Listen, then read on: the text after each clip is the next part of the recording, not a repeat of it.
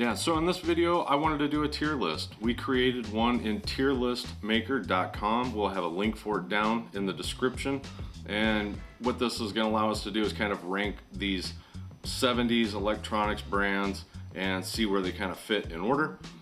We did exclude the more high-end audiophile boutique brands from this list, as we wanted to just mainly hit the ones that if you lived in the 70s in the United States, you could buy these brands at the mall or you would see them in catalogs. They're the more popular consumer grade stuff.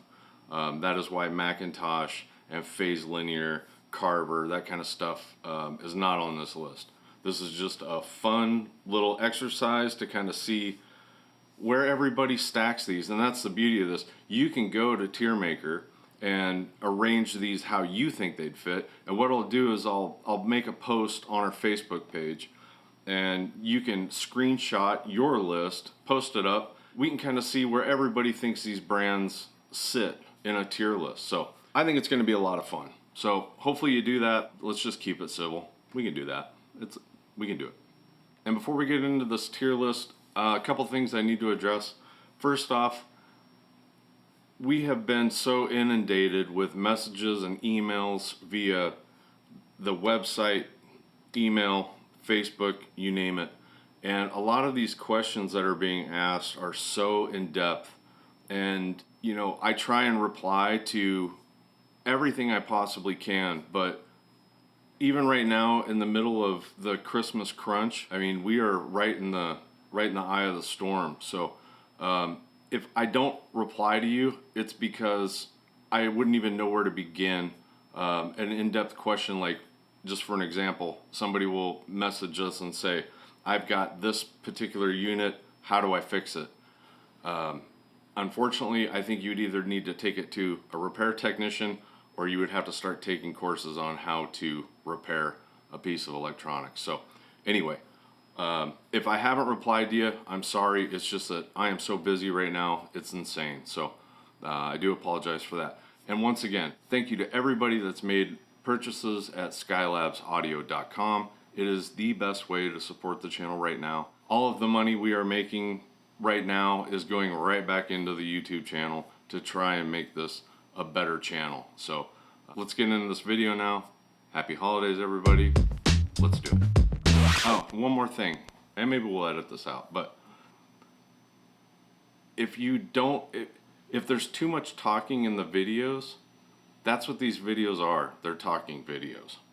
I mean, that's 99% of the video is talking. So if you're one of those people that says there's too much talking in the videos, the only thing I really could suggest to you is to go to the website and go to our image gallery and look at pictures of vintage electronics. I mean, there are hundreds and hundreds and hundreds of pictures of vintage pieces of equipment that we have bought and sold over the years. So if you don't want talking, either there or Google Photos. I mean, you could type vintage stereo equipment and then hit images, and I bet that'll keep you entertained for a lot of years. So anyway, just want to throw that out there.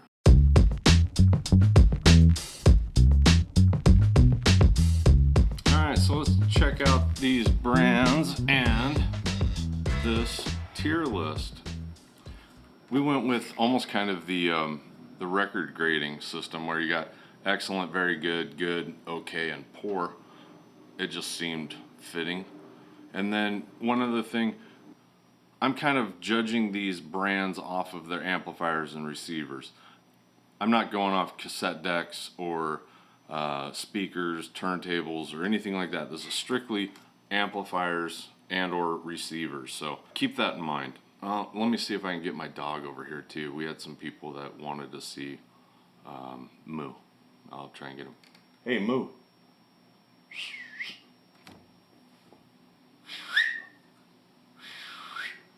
He's really cold, and he doesn't like getting. Come on.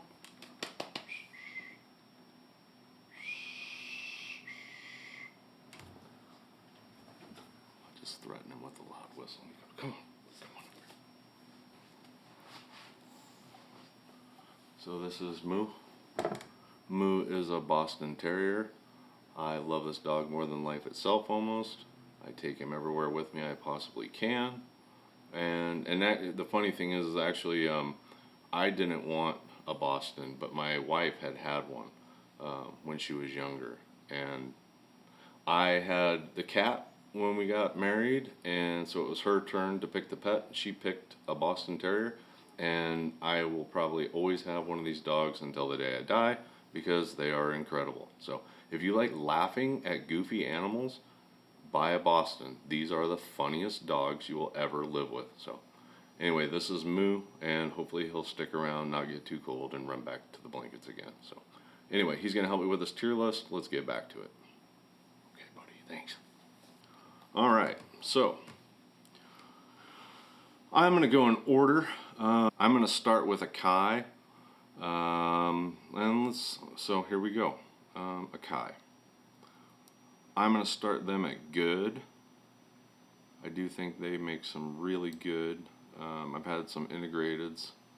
I really like they had a illuminated ring around the volume control that I thought was really unique. I'll see if I can find a picture of that. Let's go to Fisher. Okay, so if we were talking tube gear from the 60s, Fisher would be going into excellent, no question. But we're not. We're talking about 70s. So we're talking about their solid state, and therefore they are going to go into the okay stash. Some of the receivers look incredible. I like the looks of them. They just kind of a corner cutter for the most part. Anyway, Harman Kardon. This is a tough one because it either needs to be excellent or very good. I'm going to start out with excellent. We'll see where that goes. And next, Hitachi. I've had some really good Hitachi receivers. Very well built, very robust. But I'm going to put them in good for now. Kenwood, same. Well, we're going to go to good. You guys, everybody already knows how I kind of feel about them, so it makes sense just to put them in good. All right. Where are we? We're on Lloyd's. Lloyd's, wow. Yeah. This is going to poor. I had friends that had Lloyd's units. You know, I mean, they were perfect for us back in the day. You know, we were kids. We were going to beat the crap out of them anyway. Our parents knew that. Why buy something really nice or expensive if you don't have to? So, but they are what they are. Luxman, I know I'm gonna get a lot of crap for this because I'm gonna put them in good for right now. We've had a couple of these pieces that were complete nightmares to work on, and we'd have to ask Rob. He's the one that was servicing them, but I do remember them being kind of a problem. I don't remember if it was finding documentation or schematics with voltages or whatnot. I know they're really robust. I know they're a lot more popular outside of the United States back in the day. We've only seen a couple of them, at least in Des Moines, Iowa, in the last 6 years or so. So don't take this one personally if you're a huge Luxman fan. I really don't have a lot of... I don't have a lot to base this on. Let's put it that way. But anyway, Luxman right there. Marantz, we all know where that's going. That's going up top. MCS, not a fan. Every time I get into one of these things, I regret it. Just a pain in the... Yeah. Mitsubishi, that is going to go into good. It could possibly go into very good. We just got one of their amplifiers in just last Friday. Maybe 2 Fridays ago. Anyway, their amplifiers from the 70s, was it DA? Is it a DA10, DA15? They are incredible. So I don't like the preamp portion of that series, but the amplifier, like I say, the DA10 and the DA15, I think that's correct. Those are incredible. So for now, it's going to go in good. And next we got Nico, same thing. Really well built. I know they're well built, but we've had problems getting, once again, literature, schematics with voltages, that type of thing. there wasn't a lot of them sold, so finding parts can be a little bit of a problem. Anyway, Nico, good. Onkyo, I'm going to put it in good for now. It might move up to very good, I'm not sure yet. Pioneer, excellent, no question. Realistic, in my opinion, could either go good or okay. I didn't give them as much credit as I do now. When I was a kid, we all kind of dogged on Realistic as it was kind of a bargain brand, or because it was sold at Radio Shack, but come to find out there's some really good Realistic models out there, and then there's some really bad Realistic models out there. So I'm going to put it in good. That might move down, I'm not sure yet. Sansui, sweet, that goes up top. Sanyo, that either goes good or okay. It's going to go okay for now. Once again, this is like Fisher with H.H. Scott. If this was a tube 60s unit, it would be an excellent, no question. But we're talking about the 70s solid state, and therefore it's going to go here next to. It's kind of weird how Fisher and Scott went from such heights to such lows. Sharp, I don't know if I've ever even seen a Sharp receiver in person from the 70s. I had a TV once in the 90s. That thing was, I think I threw it away working. You know what I mean? But that's not what this is. This is 70s. Solid state Sharp, I'm going to go with okay. I really have nothing to base that on, so I don't think there's any super big Sharp fans out there, but if you are one, I'm sorry. Sherwood, once again, this would be in the excellent category if we were talking tubes, but we're not. We're talking solid state, and therefore I'm going to put this one in good. I don't think they fell as hard as Fisher and Scott did. Their solid state stuff from the 70s was really good. The only gripe I've got with Sherwood is some of their entry level units, and you know, Pioneer has the same problems with some of theirs, but their power switch is incorporated into the volume knob, and every single one of those, every one of them is bad. Every one I've had. Maybe you've got one out there that still works. Its days are numbered, trust me, because we have to bypass all of them, and then you have to power on and off the unit with a, I tell people to put it on a power strip. By the way, I'm one of those guys that leaves my gear on all the time. It's always on, except for at the shop. At home, I leave it on all the time. And if there's a lightning strike or something like that, I go around and unplug my stuff.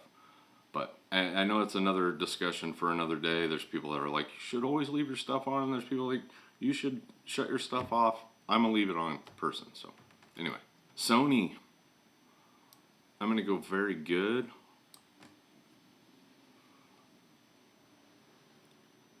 Sound design, I actually had one of these. My parents bought it for me for Christmas one year.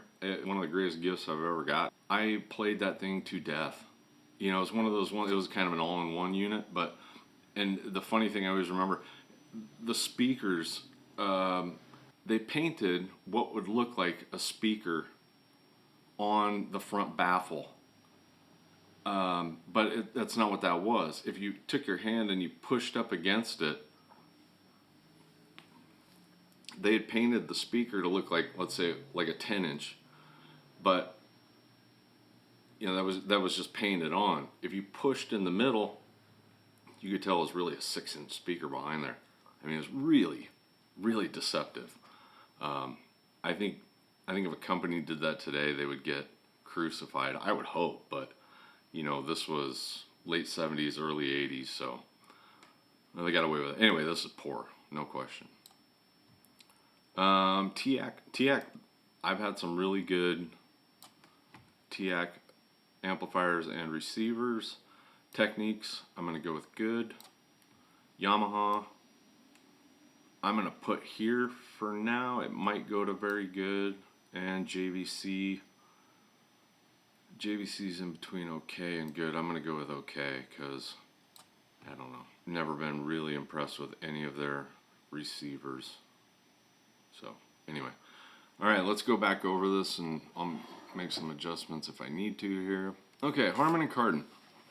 The only reason I would consider putting this down into very good is because they really didn't make a lot of units. I'm gonna leave it though. I love the units they did make, the 330C, 430, 730 Twin. That series is just so good that those are gonna stay. Marantz is gonna stay. Pioneer's gonna stay. Sansui's gonna stay. Yamaha, I'd almost consider dropping down to very good, only because some of their amplifiers and receivers are really hard to work on.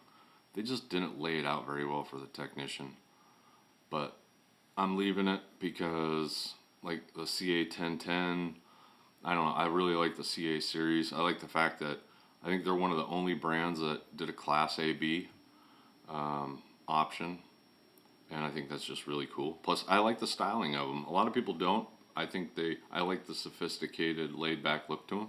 So, I'm going to leave Yamaha there. Sony, I think that's a good spot for it. I do think they are, overall, I think they are better than the brands below it. And I think they are below the brands above it.